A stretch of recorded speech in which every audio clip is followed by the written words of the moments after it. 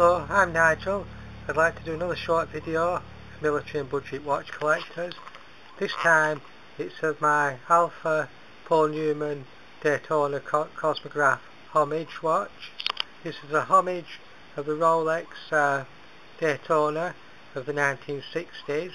The original Daytona came in 6 versions, and this is a homage to the 6th version, produced by a company called Alpha, who are a Chinese company.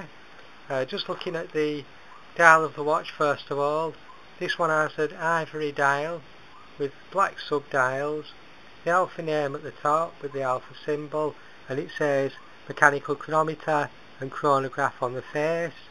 It has a red second chapter round the edge with chromed battens, lume clips, and typically 1960s stylized hands, which are faithful to the homage which it is paying homage to. Just looking at the bezel around the side, that's a tachometer, because it is, or it was originally, a driver's watch, so that's what it's paying homage to again. And it says on the edge there units per hour, so the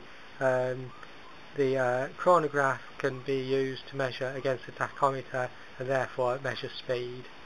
The buttons on the side, the top button sets off the chronograph and the bottom button stops it.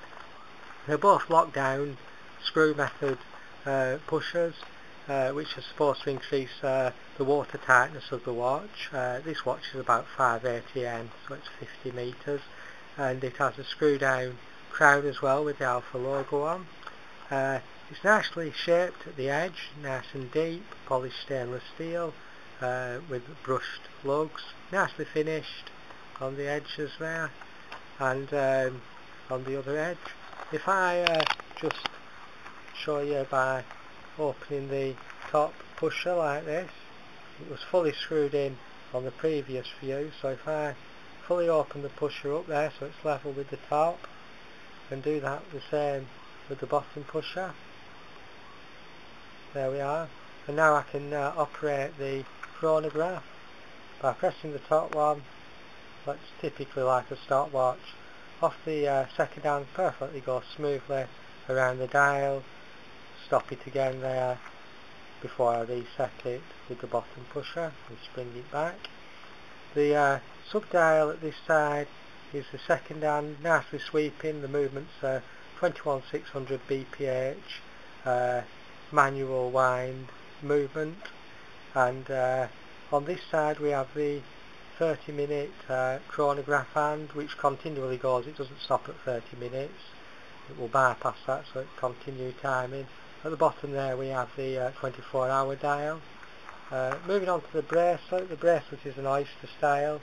The watch is all vintage in feel. It's supposed to replicate a 60s chronograph Daytona, so it's very much 60s period. It's a nice slim bracelet, a nice slim oyster bracelet, and the diameter is 39mm, which is perfectly faithful to a vintage watch.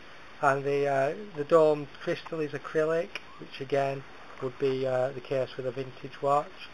Just looking at the movement at the back there, it's obviously quite a complex movement, being a mechanical chronograph, hand winding, so there's no balance weight to get in the way. You can see the full movement.